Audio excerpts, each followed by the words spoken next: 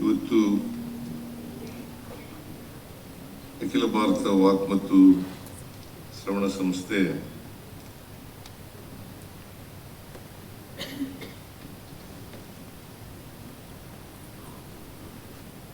ವಜ್ರ ಮಹೋತ್ಸವವನ್ನು ಆಚರಣೆ ಮಾಡ್ಕೊಳ್ತಾ ಇದೆ.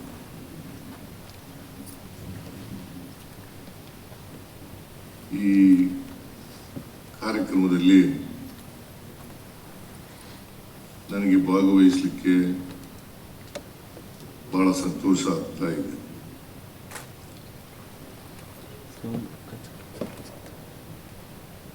ಮೈಸೂರು ಜಿಲ್ಲೆ ನಮ್ಮ ಜಿಲ್ಲೆ.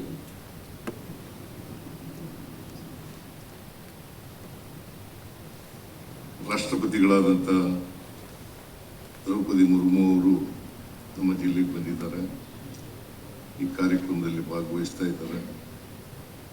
ಜಿಲ್ಲೆಯ ವತಿಯಿಂದ, ಸರ್ಕಾರದ ವತಿಯಿಂದ ಅವರಿಗೆ ಹೃತ್ಪೂರ್ವಕವಾದಂಥ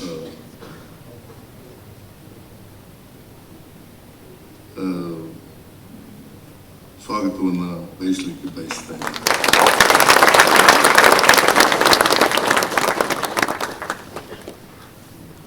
ಬಹಳ ಸಂತೋಷವಾದಂಥ ವಿಚಾರ ಏನಪ್ಪಾ ಅಂತಂದ್ರೆ, ಈ ಮಗು ಹೊಟ್ಟೆನಲ್ಲಿ ಇರುವಾಗಲೇ ಈ ಅಂಗಾಂಗಗಳ ವಿಫಲತೆಯನ್ನ ಪತ್ತೆ ಹಚ್ಚತಕ್ಕಂಥ ಕೆಲಸ ಇದೆಯಲ್ಲ, ಅದು ನಿಜಕ್ಕೂ ಕೂಡ ಬಹಳ ಒಳ್ಳೆ ಕೆಲಸ ಅಂತ ಹೇಳಿ ನಾನು ಭಾವಿಸ್ತಾ ಇದ್ದೀನಿ. ಸೊ ಅದನ್ನು ತಡೆಗಟ್ಟತಕ್ಕಂಥದ್ದು ಇದೆಯಲ್ಲ, ಅದು ಬಹಳ ಮುಖ್ಯ. ತಡೆಗಟ್ಟಲೇಬೇಕು. ನಾವೆಲ್ಲರೂ ಕೂಡ ಈ ವಾಕ್ ಮತ್ತು ಶ್ರವಣ ಇದರಿಂದ ಈ ದುರ್ಬಲತೆಯಿಂದ ನರಳಬಾರದು. ಅದಕ್ಕೋಸ್ಕರ ಒಂದು, ಆಮೇಲೆ ಮಾತು ಕಲಿಸ್ತಕ್ಕಂಥದ್ದು, ಕಿವಿ ಕೇಳಿಸ್ತಕ್ಕಂಥದ್ದು, ಮಾಡ್ತಕ್ಕಂಥದ್ದು ಬೇರೆ ವಿಚಾರ. ಮೊದಲೇ ಮಗು ಹುಟ್ಟುವಾಗಕ್ಕಿಂತ ಮುಂಚಿತವಾಗಿನೇ ಇಂಥ ವಿಕಲತೆ ಆಗದೇ ಇರತಕ್ಕಂಥ ರೀತಿಯಲ್ಲಿ ನೋಡ್ಕೊಳ್ತಕ್ಕಂಥದ್ದು ಅತ್ಯಂತ ಅವಶ್ಯ. ಆ ಕೆಲಸವನ್ನ ಈ ಸಂಸ್ಥೆ ಬಹಳ ಯಶಸ್ವಿಯಾಗಿ ಮಾಡ್ತಾ ಇದೆ ಅಂತಕ್ಕಂಥ ಮಾತುಗಳನ್ನು ಹೇಳಲಿಕ್ಕೆ ಬಯಸ್ತಾ ಇದ್ದೇನೆ. ಅದರಿಂದ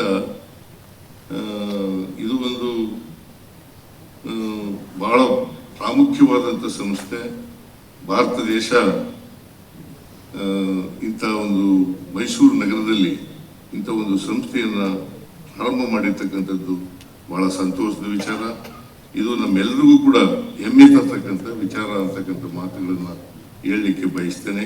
ಬರೀ ಮೈಸೂರು ನಗರಕ್ಕೆ ಅಲ್ಲ, ಇಡೀ ಕರ್ನಾಟಕಕ್ಕೆ, ಇಡೀ ದೇಶಕ್ಕೆ ಹೆಮ್ಮೆ ತರ್ತಕ್ಕಂಥ ವಿಚಾರ.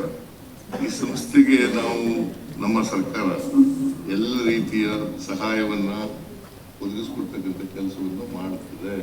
ಈಗಾಗಲೇ 10 ಎಕರೆ ಜಮೀನನ್ನ ಉಚಿತವಾಗಿ ನೀಡಿದ್ದೇವೆ.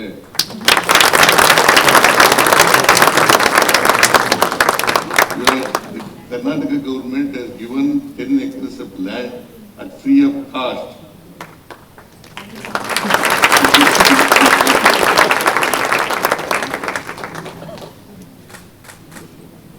ಸೊ ಇನ್ನೂ ಏನೆಲ್ಲ ಸಹಕಾರವನ್ನು ಕೊಡಲಿಕ್ಕೆ ಸಾಧ್ಯ ಆಗ್ತದೆ, ಆ ಸಹಕಾರವನ್ನು ಸರ್ಕಾರ ಕೊಡುತ್ತದೆ ಅಂತಕ್ಕಂಥ ಮಾತುಗಳನ್ನ ಈ ಸಂದರ್ಭದಲ್ಲಿ ಹೇಳಲಿಕ್ಕೆ ಬಯಸ್ತಾ ಇದ್ದೇನೆ.